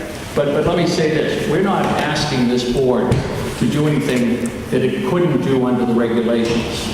We're not asking you to do that. The definition of dwelling unit is instructive, and because it defines a dwelling unit. Well, All that's what- multifamily dwelling units are the definition of dwelling unit that Mr. Riley cited, which is halfway down the page. I have it underlined. I do. But that defines dwelling unit. Then you have different types of dwelling units. Multifamily dwelling. Each of the separate units in a multifamily dwelling is a dwelling unit under our bylaw because it has a separate kitchen, it has... Exactly.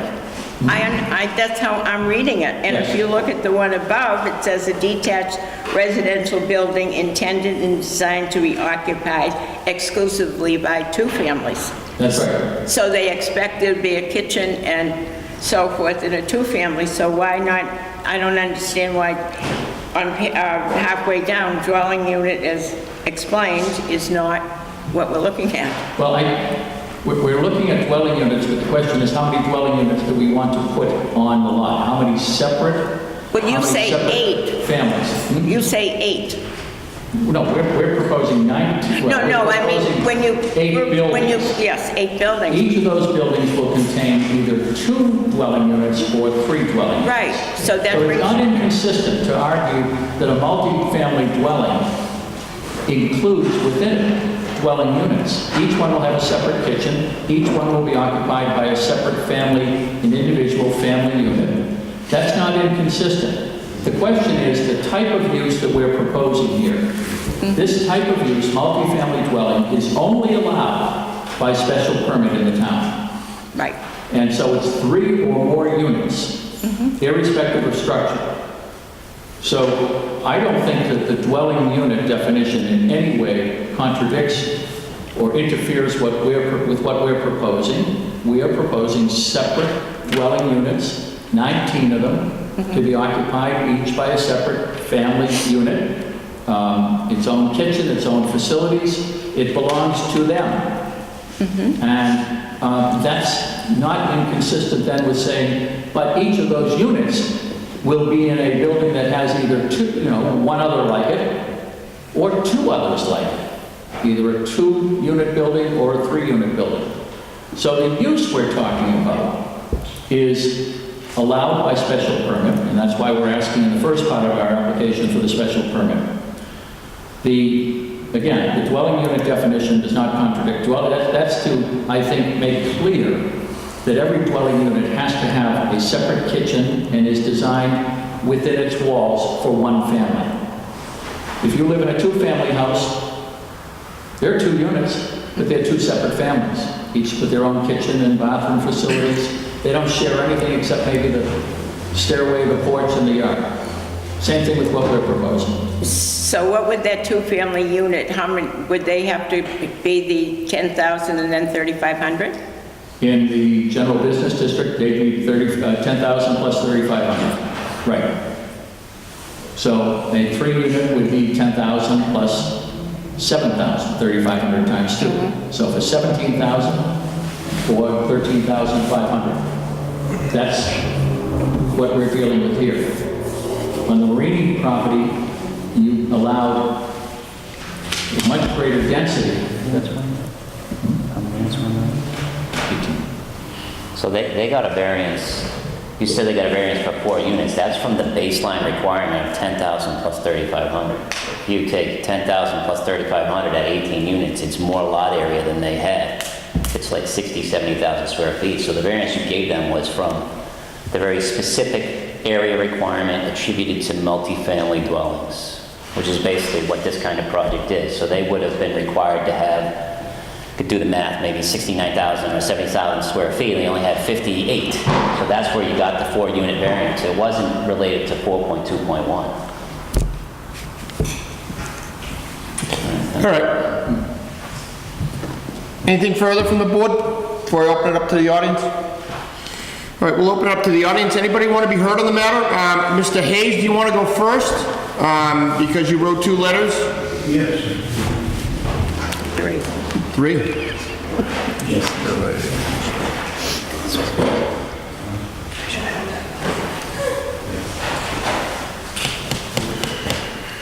And just for the record, Mr. Hayes, identify yourself and your address, please.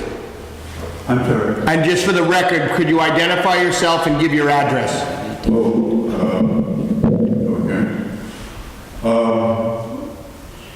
I wrote a letter originally for the last hearing that was held. I'm sorry, are you not hearing me? No, that's fine. You're John Hayes of Maple Street, is that correct? Oh, yes, I'm sorry. Yes. 5 Maple. 5 Maple Street, okay. I'm immediately across the street. Very good. I just wanted it for the record. That's why I noticed things like the huge trees that I'd like to be sure I saved there, I get you.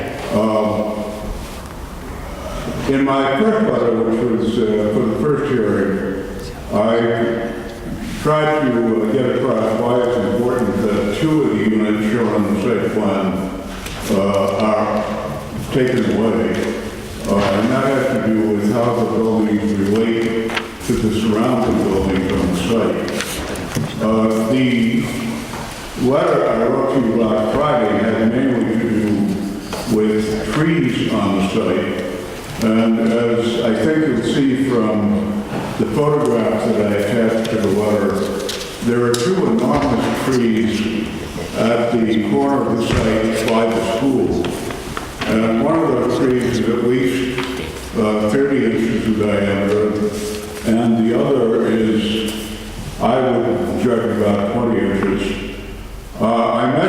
distances back from the curb to those trees.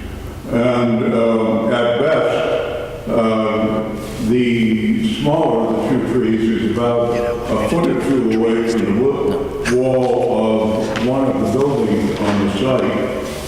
So I really would like to know how those two trees are going to be saved if the project were approved with the site plan that's been proposed.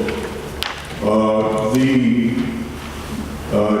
trees have a canopy which is probably 40 feet across, and the site plan shows them as if at most they might be 10 feet across.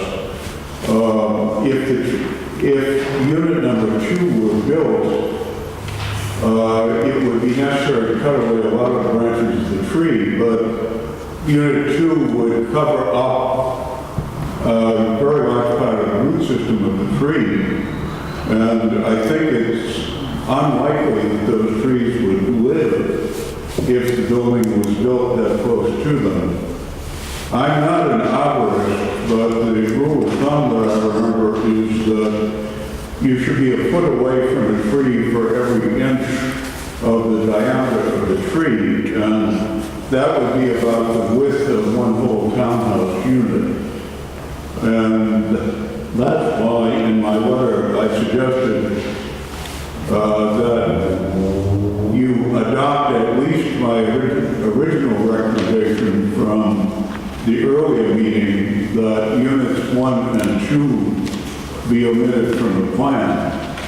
That may be enough, although it's marginal, to keep those two trees in place. Beyond that, there's the question of the group of a half a dozen trees that average about 20 inches in diameter that are further in the site.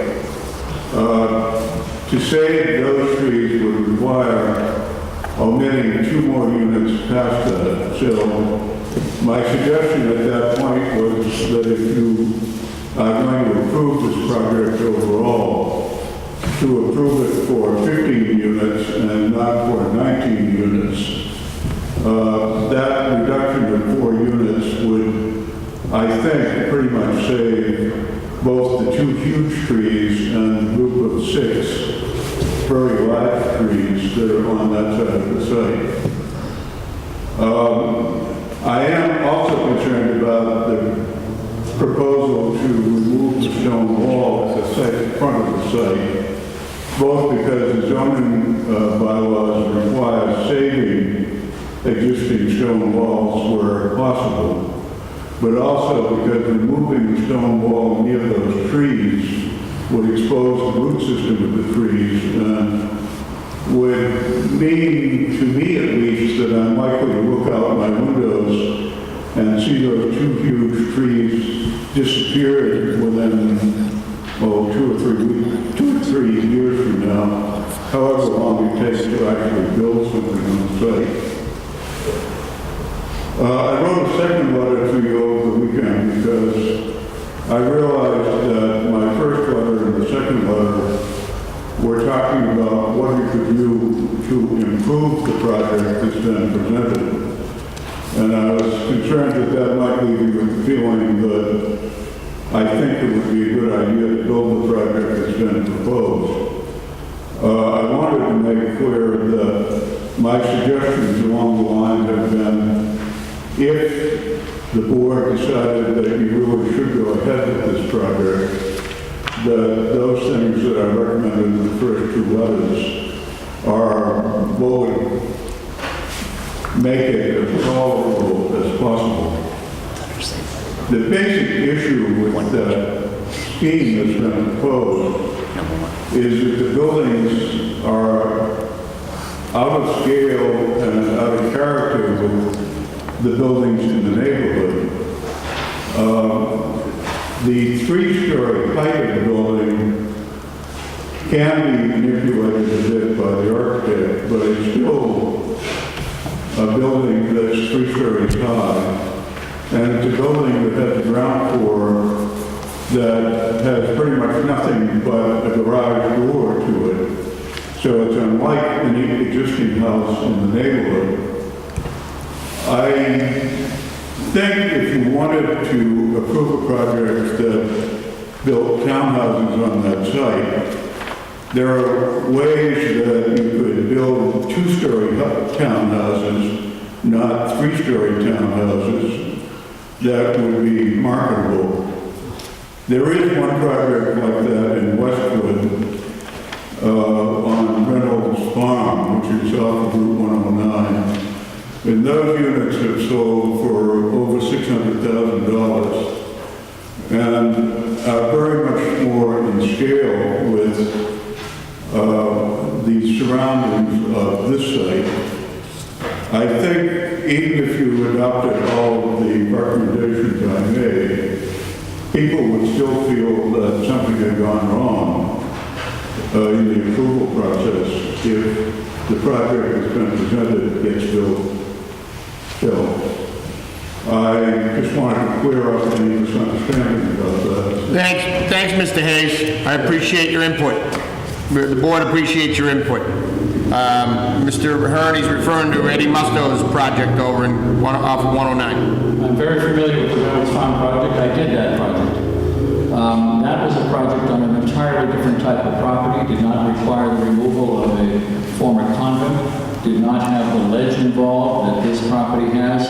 It was built for a different market, that's over 55, and the units are a very different design.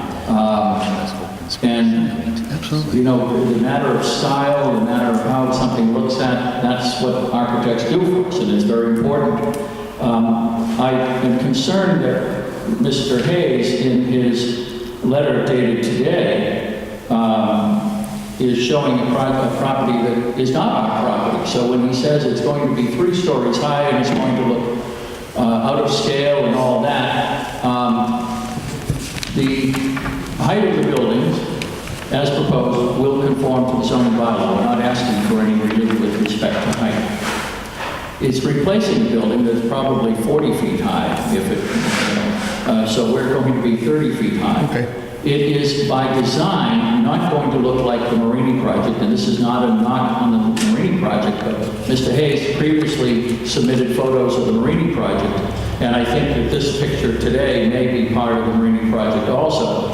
We're not going to, our project is not going to look like that. It's going to look like a 2-story building with the 3rd floor with roof and dormers.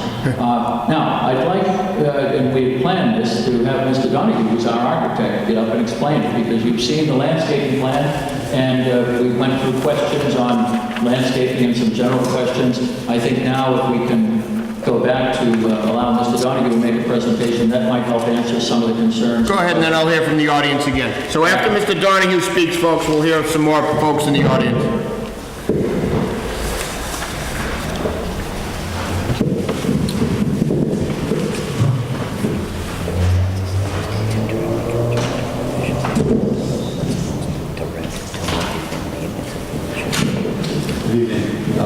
Mr. Chairman, members of the board, my name is Brian Donahue. I'm a registered architect in the state of Massachusetts. My office is in Quincy, Massachusetts. Firstly, I'd like to say that I've done 2 projects with Mr. Fitzgerald previously on the South Shore, and I can assure the board and the members of the community that he does quality developments, very high-end materials, and he really does it right, in my opinion. And I've done work with people that do not do it right. So I appreciate his attention to detail. So I'll try and be brief but thorough so I can explain the architecture in general for this particular project.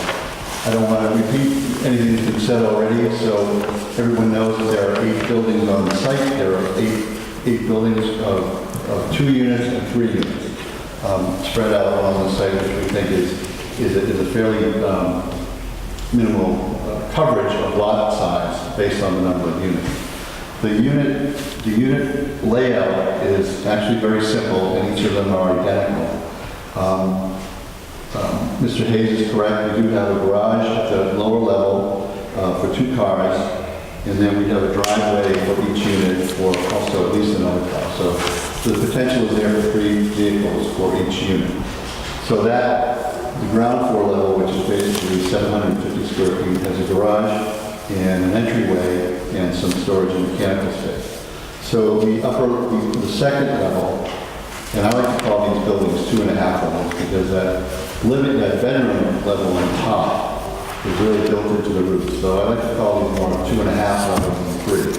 So the first living space above the garage is really an open plan, living, kitchen, dining, and a half bath.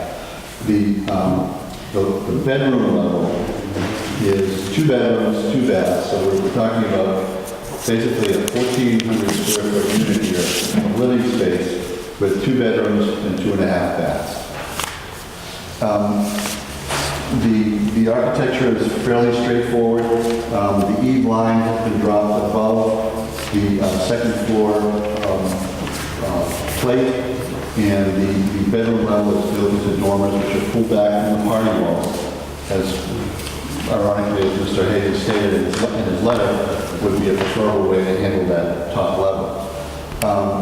We have a first level that's the beige brick, and if you notice, there's a little homage to the convent.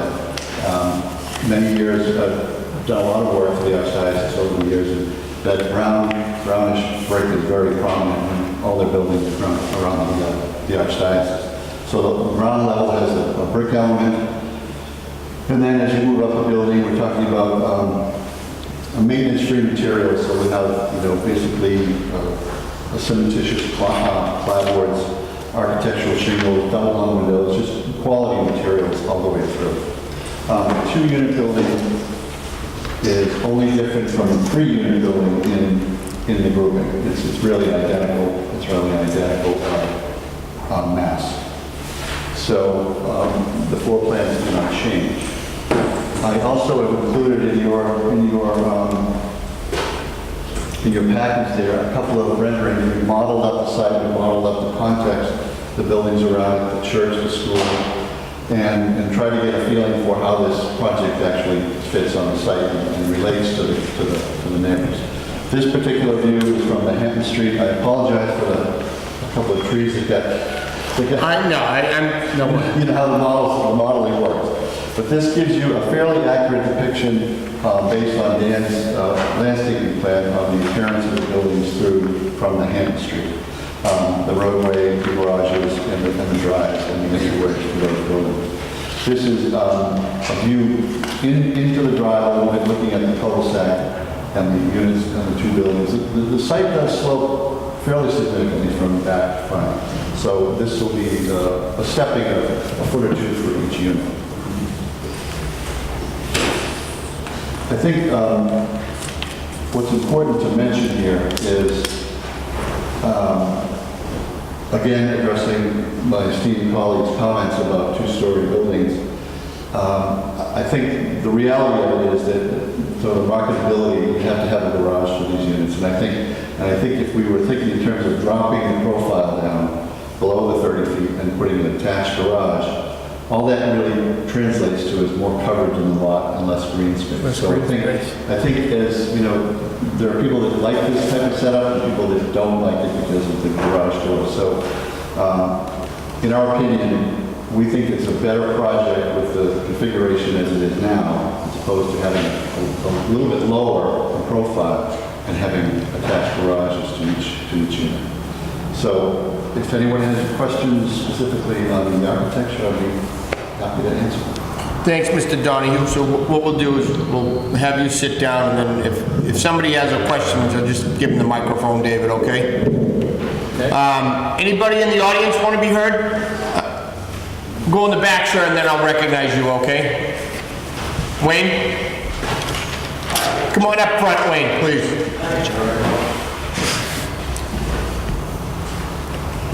And then, sir, in the front row, you're next. Okay. And then take another. Believe it or not, I brought my Canyon action desk. You're getting around better, buddy. Thank you very much.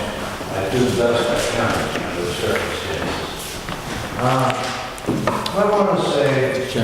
Yeah, I know. Wayne, you gotta get the microphone. Just get to the mic, and then, just for the record, Wayne, identify yourself and the address, please.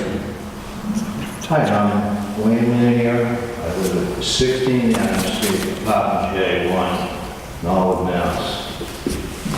Mr. Lanier, I'm former crew chief, Austin Highways, Department of Public Works and all.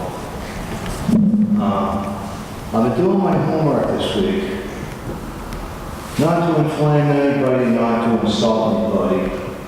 I'm not here to cause trouble. I'm actually here to make a public apology to anybody that I offended within the town of Norwood for doing the research that I've done. My only concern here is safety. Why do I say that?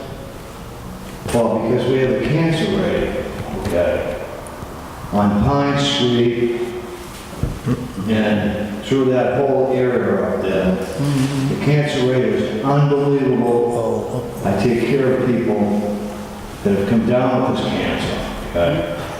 And I'm not sure, I think it has something to do with the stone crusher up on, this is just an enormous piece of ledge that I live on it right now myself. And I was terrified to move in there because of the radon gases and other things that occur. This piece of property we're talking about, the ledge and all that, starts probably down the valley. It probably goes all the way to the western line. I walked a lot of it myself just to take a look. But what I did want to, I have a book here that I like to hold up. I got one at the library, and I got one from a historian in town here that was one for me. And I'd like to read just one paragraph out of the book. Sure. Thank you.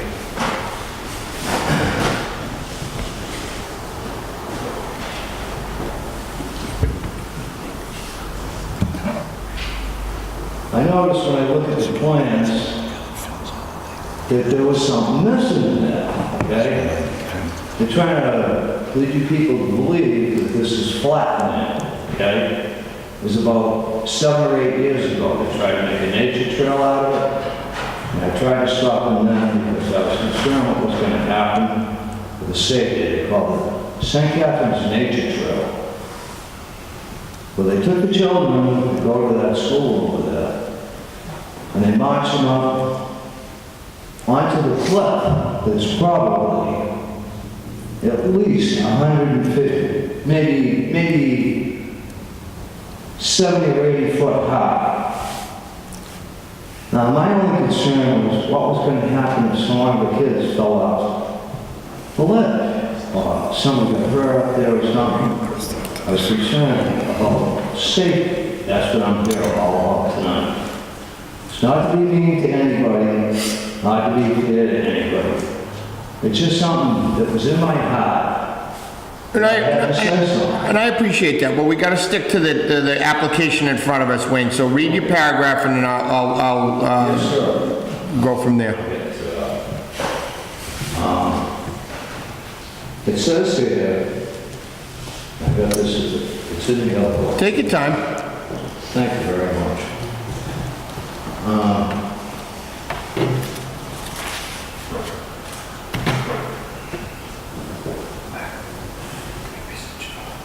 These immediate pre-civil wars, years, also witnessed the only mining venture ever attempted in Norway. For 1 year, 1857, a lead mine was excavated and operated on the land of Joseph Day. At the corner of Washington Street and Manhattan Street, just north of the present St. Catherine's Parochial School. Apparently some metal was mined, but the enterprise proved unprofitable, and the working soon fell into this disrepair. At the corner of Railroad Avenue and Central Street, it goes on to say a lot of stuff. That says it here in that book that there was Lead mine, Mr. Hassenfuss brought that up at the last hearing. Yes. There was an abandoned lead mine that may or may not have been there. I don't know. Well, according to the history book, it says it was there. Okay. My only concern is for the safety. If this project can be done, and done safely, I don't have any problem with it at all. But my concern, the only thing I could think to do was to call the EPA.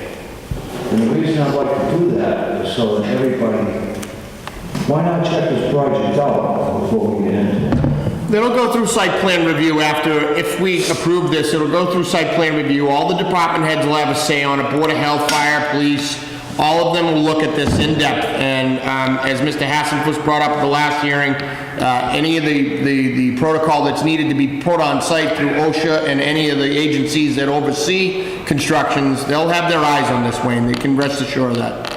I was just concerned because I thought it was a fast one because the government was shut down and when I tried to call the EPA, it did not get through. Thank you, Wayne. That's all I had to say. Thank you very much for listening. Thanks very much. Sir, you're up. I'm Robert Wydick, I'm a landscape architect, and I'm representing the Reeves at 275 Manhattan Street, and if I can approach... Sure, please. The landscape plan does show a number of plantings, mainly in the areas associated with the area that you don't have rock outcrops. So the 275 Manhattan Street is this house at this location here, and there's nothing shown basically on that whole range of the 275 and the abutting lot to the west. And so what I'd like to do is, and because of the massing of this building, again, it's a 3-story building that's set up high on a hill, there is a rock outcrop, and so the land from the back of this house rises up, and the Reeves have a outdoor patio, picnic table, and so forth up on top of the rock, actually up on partway up.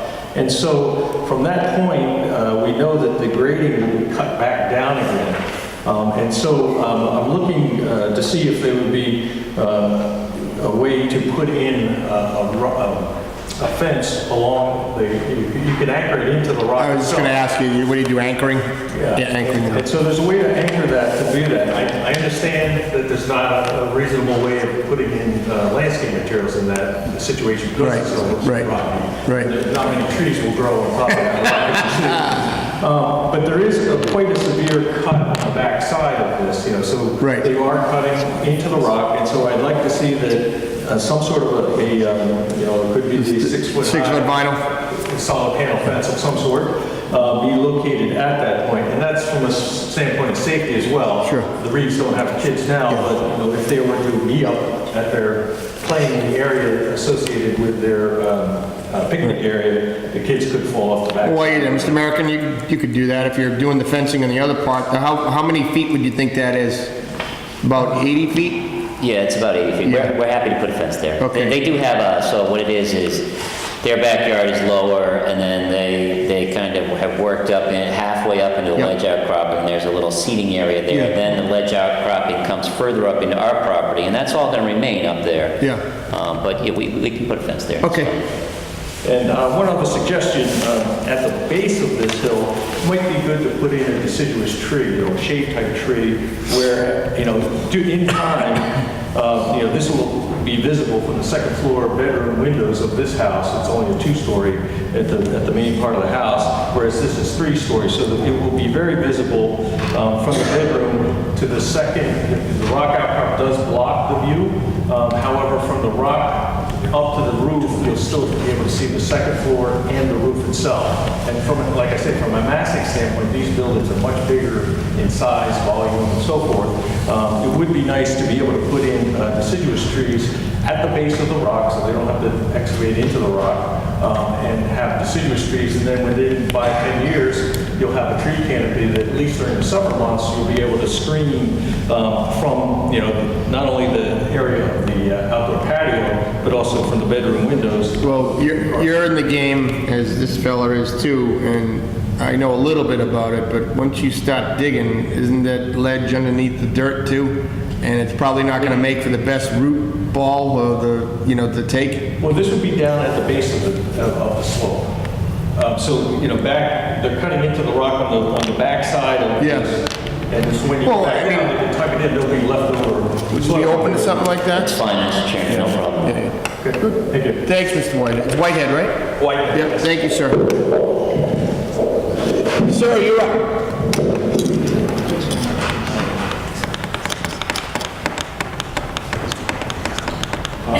Ward Jennings, 287 Ave. Mr. Jennings, how are you?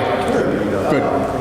After the last meeting, we kind of discussed what we want to do with the buildings. I think it's obvious that the traffic will definitely be affected, even if they only put 15 units in there, which is something that I would far more back than 19 units. But the problem also is, you're coming up Manhattan, you're going to go up a slope. You're going up a slope with this whole project. You understand behind St. Catherine's has a sledding hill, so you're going to have to fill all that, and it's going to push, I think, what did you say, 15 foot off the road? Is the top of your project? Yes, in that Give or take, territory, yeah. at the end of the cul-de-sac. I think it's obvious that these buildings are going to be towering above everything that's in the area. It will not fit with, as Mr. Hayes said, it won't fit with anything that's there. If they took it off the road level, straight back, I think you'd have something better. Not to mention the people who are on Railroad Ave will be looking at this mountain. You know, they're not going to look at these towers, they're going to look at a mountain with these towers on top of them. I just don't think it's in the best interest of the appearance of Norwood and what we would like to see in the long haul. And 15 units, I think, is more than fair for that land. I think the first 2 units in the front are not really necessary to be that close. And the top left ones that are facing the side road or in front of the hospital's house, I think. So just to paraphrase, you're okay with the style of the development per se, but 19 to 15 would be more palatable for you? Yeah, more palatable, and as I say, go in at a flat grade instead of raised level. So I think the raised level it'll be these albatrosses sitting on the road. Thanks, Mr. Jennings. Thank you very much, sir. Anybody further? Anybody further? Ma'am? In the front? And then Mr. Hassenfuss, you're next. Sally Buttinger, 256 River Avenue. And I want to make a couple of comments I did at the last meeting. My property is level with the school property, or with the church property. And also I want to make a comment as far as the trees are concerned. Because of the ledge, and God only knows where it begins and where it ends, because nobody else does, I don't really think we want trees with a very deep root system, because they know where to go. We have a big maple tree, which is basically on our property and this church property. I'm not sure at this point whose property it is, anyway. And apparently it just goes so high. So I would be very, some of having large trees with deep root systems. But aside from that, as I said, our property is just about level with the condominiums to be. What is your thought, Mrs. Buttinger? You've been down there how long? 60 years? I moved in here at 41. So, I mean, again, knowing the history of the property and knowing that something is going to happen there. So, yeah, so is this a decent layout in your opinion? I think so, and I also have 2 sisters and nuns. So, the idea of the convent is kind of, sort of hard, because their sisters St. Joseph, and they spend many a summer at St. Catherine's. And in fact, I think my parents gave a room to the convent, which I'd like to see one of these days. Wow. Maybe with a church. Yeah. Well, you give her access, David, maybe. But, so it's also to update what I said last time about when the convent was built in 1940. I think what Mr. Hearn was talking about may have been the old convent that is on record. Because this is a new convent that was built in 1940. Well, David's old too. I'm just going by what the assessors told us. That's what I mean, the assessor was the old one. But anyway, so as I said, I just, be careful Thank you. with the trees. Yep. And I was curious as to how big, what size saw the things. But I'm not planning on moving. Well, because as somebody said last time, as you get older, you don't want to focus, That's right. So anyway, I'm basically for it. We'll see what happens. Thank you, Mrs. Buttinger. Mr. Hassenfuss?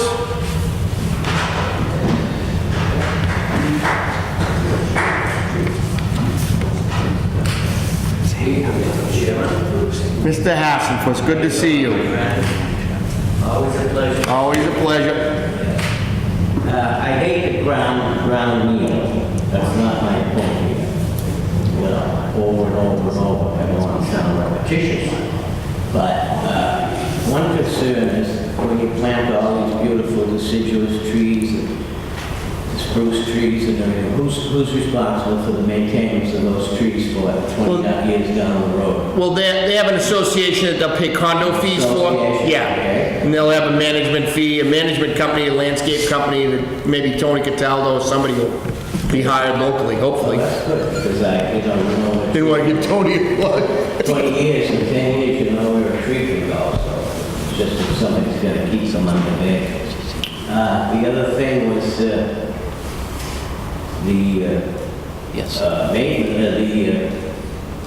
topography of the whole land there, the ledge on this sheet we had tonight does not show the ledge at all. It just shows the flat with trees, you know that. Okay. So the ledge is there. What that ledge is, I don't know. I think 100, 200 years ago, they were cutting granite out of there because this, you know, it's like, it's like the storm pressure from the club and Prospect. There were a lot of properties in town where they cut granite. They had granite cut. So, my question goes back to the mining. I know Mr. Huron told me he wasn't in the mining business last week, but I didn't expect him to be in the mining business, but we have to address that, you know. As Mr. Lanier said, the radon and all that stuff, mine shafts and everything. Who's coming in here to do a survey of what's under that ground? Has that ground's been fallow there since the Pilgrims came? So nothing's ever been in there that I know of. We have to go back to 1854, but what's beyond, what's prior to that? That was South Devon. It's you know, it was part of that. So the short answer for the applicant, it's probably shale, and it's probably a rock that will be able to be knocked apart with the pneumatic hammer, unless they find granite that's really hard. I don't know. As far as what's underneath the ground, I think you asked me last time, Mr. American, have you done any test bores, or have you, I don't even know if that's the right a question to ask, or would you do something like that, you know, pre-construction without an approval, or? We did test pits out there with the town engineer's office. We didn't find any indication of any mines or holes in the ground or anything like that. Nothing? No, nothing. Yeah, I think that's great because, you know, hindsight, foresight. Yeah, no. Hindsight. If after this thing's built, then all of this stuff surfaces, then we're gonna say, hey, what happened here? Just do a little research, make sure we know what's going on. I got you. And I'm in favor of the project. I think it's fine with me, but, you know, let's see what's there, you know, before we, you know. Valid point, Mr. Hassenfuss, valid point. All right, thank you. Thank you, sir. Last question over here on the right, sir. Mr. O'Connor, right? That's correct. That's right. Steve O'Connor, 108 Madeline Street, in Norwood. I spoke last time. Sure. I'm familiar with the area, as I said, I grew up on Road Ave, like St. Catherine's. Again, I think it's a great use of the site. It's a need for it in the town, it's smart. You will have a lot of people that take the train from there. You don't see the traffic impact. I know that Haddon Street's bad in the morning, I'm familiar with that. But people will work around that, you're not gonna have everybody leaving at once. Sure. From what I see tonight, I'm really encouraged with the landscape plan. There's so much more green space than what I would have expected. I'm very familiar with Buchanan's, the marine development there, and you have to look at that. There's very little green space down there. It's all hot top. Hot top. Again, I think it's a good use of the space and the town. Thank you. Thanks, Mr. O'Connor. Anybody further before I close it out? Seeing none, what is the pleasure of the board? Or Mr. Hearn, do you want to give any final comments? I'm sorry, David. I just, Mr. Chairman, I just want to, if I can have just a moment to speak Sure. with our folks. Absolutely.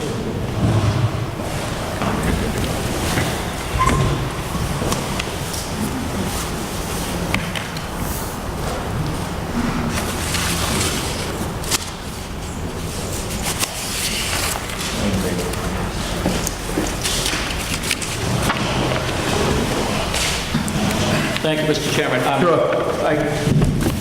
We've tried to answer the questions that were posed the last time. There were questions posed tonight. Mr. Riley raised some questions about the interpretation of the bylaw. I'd like the opportunity, and I'd ask you to maybe continue the hearing to your next date, keep it open. We'll look at that question from a legal point of view and take into account some of the comments also. And come back with, maybe we have a way to answer it that is satisfactory and see where we're going at, rather than having that question come up tonight and not really having full opportunity to brief it, as we say. Ramonda, we've got on the 19th 3 hearings. Do we do the 26th? Or is that an executive session singular meeting? I don't, oh no, that's what the planner and the, so the 5th? March 5th? I'm not here. Oh, you're not here. Not here till April. I'm Okay. in February. Of February. It's gonna have to be the 19th, but we have, it shouldn't be long, David, right? I'm happy to be, what do you have on now? You've got 7:15. We have Morse Street, which is new construction. Endicott Street is a fitness facility. And then 1369 Boston Providence Highway, Route 1 is new construction. So you'd have to be... Is nodding that one of those is not going to take very long? You'd have to be... Not going to take very long. The first one and the second one I don't think will take too long. I have no idea the new construction on the highway. Schedule us for 8 o'clock and we'll see what happens. In fairness, I mean, we can never predict. 8 o'clock. 8 o'clock on February 19th, folks, is the continued hearing. February 1/9 at 8 p.m. Mr. Chairman, you may want to take a motion. We need to continue. Mr. Riley, I never remember. Do we need to continue the hearing by motion? Yes, it'll be downstairs at the regular room. Bring a motion to continue the... Do I hear a motion to continue? So, made by Mr. Perry, seconded by Mrs. Anderson. All those in favor? Opposed? 5-0. 8 o'clock on the 19th of February. February 19th, 8 p.m.